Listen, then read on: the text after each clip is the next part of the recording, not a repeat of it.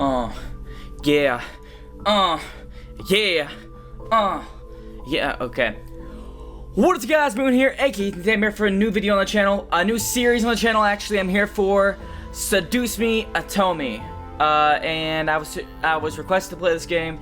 And yeah, I've never even heard of it until I was requested to play it. But it's free on Steam, so you guys should check it out. Anyway, it's a graphic novel, or a reverse harem graphic novel, and we're gonna play it. So here we go.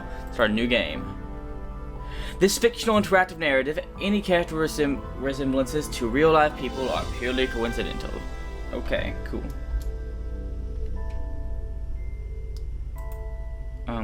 Let's skip that. What has happened? Fuck, something's good.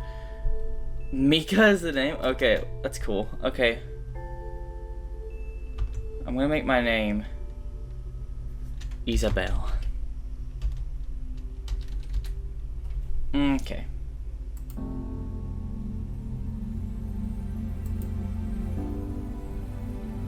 Okay, do I press enter? A lovely name for a lovely person like you. Wonderful. Wonderful. That's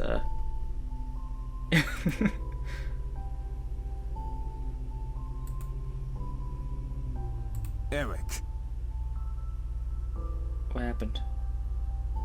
I'm confused about what's happening right now. Somewhere. Wait. The fuck? I don't know what's happening. I skipped through a lot of that. That upsets me. I wanted to hear it. Come on! Is that all you got? Wanna try me, asshole? Jesus fuck, what's happening? Crap! Missed. Let's retreat for now. No kidding. Let's get out of here. That's right. You better run, you stupid punks. Stay out of our territory. Call it fate, or call it coincidence. That moment of final started a chain of events I will never forget. This formula, created in the 70s, is one of the most important in the field of financial theory.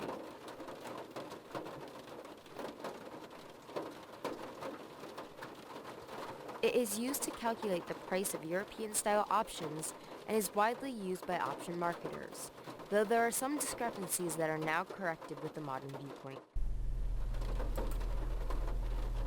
Hey girl. Ain't you hot? You holding that pencil really weird. It got really weird. Rain. It's been a long time since we've gotten rain out around here. But it is the season for rainy weather, so it's not exactly that surprising. Personally, I love the sound of it. The way the raindrops fell, like the soft tapping of fingers. It was so soothing. Even looking at the droplets hit the glass of the window was strangely calming. For this reason, I felt lucky for having a seat next to the window, though I did spend more time staring outside than I did paying attention in class. The lectures in class were pretty boring. Mrs. Phillips's voice wasn't soporific, but I just wasn't interested in what she was saying. And since it was period right before lunch, all I could think about was doing other things in my free time. Honestly, I didn't really care much for economics. Sure, I had good grades in this class, but it was only because I read the textbook and did my assignments as I had to. I was only taking this class because it was mandatory. If it were up to me, I'd probably have taken another course. Luckily, if it was my senior year, so after the semester, it would mean the end of high school courses forever. Thank God for that. I didn't hate high school. It was just kind of mundane how the days drifted on and on as if there were no end to it. The only thing I really enjoyed was going to school. The only thing I really enjoyed about going to school was meeting my friends and hanging out with them. But that was kind of, in short, I didn't read that correctly. In short, I was done with high school, and the start of second semester brought a note of finality to it. I had already applied to many universities this semester prior, and I was expecting replies sometime in the next few months. It seems like the start of something new, something that would change. That is, if things could change. I stared at the faint outline of raindrops in the distance. For now, I was stuck in this class. Miss Anderson. Ms. Phelps's voice Mrs. Phelps's raised voice interrupted my train of thought. Just when I was thinking about class, I quickly turned my head to face the teacher. Hopefully she didn't pick me, just because she noticed I was spacing out. Yes, ma'am? Would you care to name the equation I set up on the blackboard? Oh, I think I read about that in the textbook last night. It should be the Black-Scholes model formula. Very good as always, Miss Anderson. It followed me. It followed me wherever I went. Most people didn't really know me by my first name, but rather by my surname. No, because you don't have it programmed in the game, or the capabilities to state the name that you allow people to put in. No doubt, since the surname was the trademark of the internationally famous and philanthropic Anderson Family Toys, and because the founder was my own grandfather, Suzu, one of my best friends, turned around and proudly gave me a punch to the shoulder. Kick ass, girl. Kick ass, girl. Kick ass, girl. Why are you fucking huge?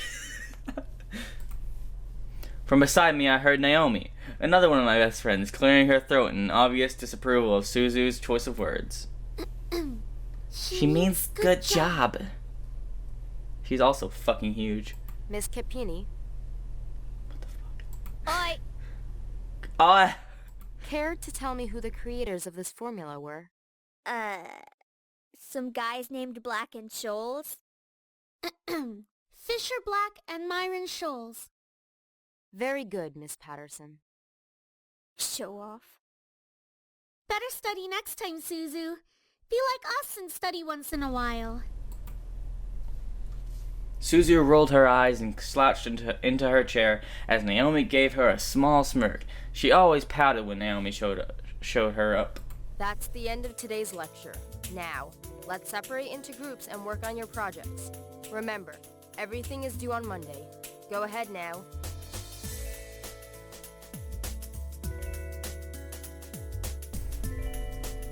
Before I knew it, Suzu and Naomi had suited their desks to align with mine, and we turned into the three musketeers. Whenever the teacher let the students decide on groups, we always grouped together in our little trio. It was a sheer stroke of luck that we all managed to be in the same class, so we had to at least take the opportunity to stick together as much as we could. Besides, we were most comfortable around each other than, say, compared to being around any other classmate. It just made sense for us to put our heads together for any kind of project. I took out the poster we were working on and rolled it up onto the three desk. We were pretty much finished with fulfilling most of the guidelines for the project, though we did still have to add a few finishing touches here and there. After working on making the poster a bit prettier, we sat back and inspected our work to see what we still had to do. Naomi, as usual, was the first to look for any issues. She lightly tapped a pencil against her chin, staring intently at the project. Alright, so let's see. We finished the budgeting section, the building leasing, and the cost for labor. What else do we need? Suzu straightened up to look at the poster and stroked her chin after a few seconds. Her face brightened and she spoke up. How about a company name? Huh? Did we really skip over that? Of course we did. You always go straight into the logical statistics and stuff that you completely skip over the fact. We need a name for our project.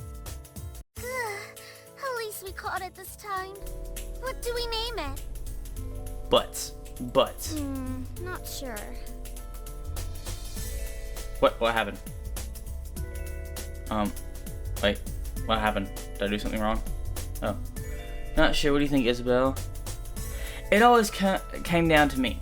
Whenever there was something being named or titled, I was the master of ending decision, even when I didn't want to be. Trinity Corporations.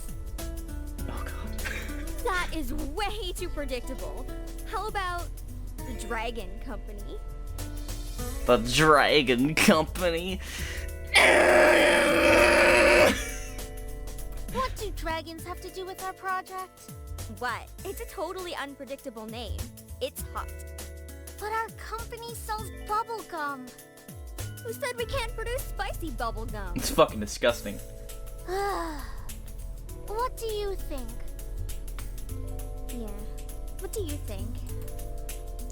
Both of them looked at me expectantly, even though I wasn't quite sure myself. I didn't really want to choose sides, but if it were up to me, I would say Trinity Corporation Dragon Company. I want to name it Butt. I want to name the company Butt. Trinity Corporation just sounds just fine. Bah, fine. Be lame. Alright, now that we've decided on a name, now what? That's our name. Now what? As we ended our name game, a giggle scrambled my thoughts. Huh? Who was that? Ignore it. It's just Lucette. I looked over my shoulder to see her laughing in a circle of friends, mostly comprised of popular people that were practically friends with everyone in the school.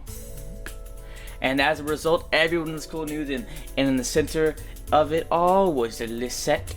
I didn't read the last name. She sat with a posture that indicated she was still working, but that she also was ready to casually chat about her day. She had an endearing balance of charismatic and awkward, which was readily apparent when she first talked to someone. It was easy to make her smile and laugh, and she was quite the comedian as well. Basically, she was perfect. Not that she was like a robot or something, but she was the student that everyone wanted to be. Lisette was bright, easygoing, and above all, had her future laid out right in front of her. Unlike the average student, she knew what she wanted to do after high school, and as a result, she was confident and ambitious, though sometimes it could rub a lot of people the wrong way.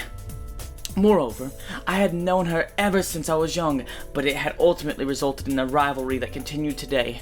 Of course, my friends knew that what was between us, and upon seeing me glance at her, they shifted their attention to her. She doesn't even look like she's working, in my opinion. She probably is, but she's too much of a stuck-up priss to allow herself to look like she's actually doing work. Oh, come on, Suzu.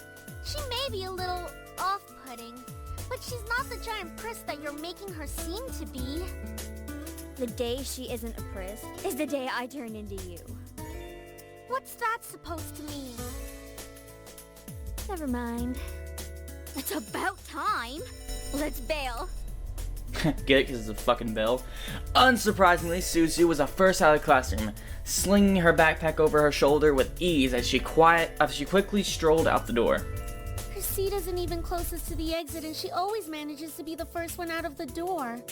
I don't think I'll ever understand that. I wish I was as fast as her getting out of here. Me and you both, Naomi.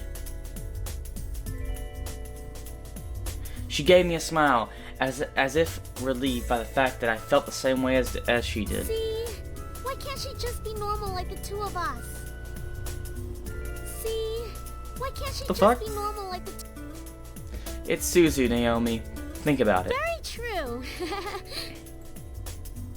Man, you guys are slow. Are you coming or what? Well, that's it for this episode, guys. Hope you guys enjoyed. Be sure to like and subscribe if you haven't been to the channel before and you'd like to see more videos.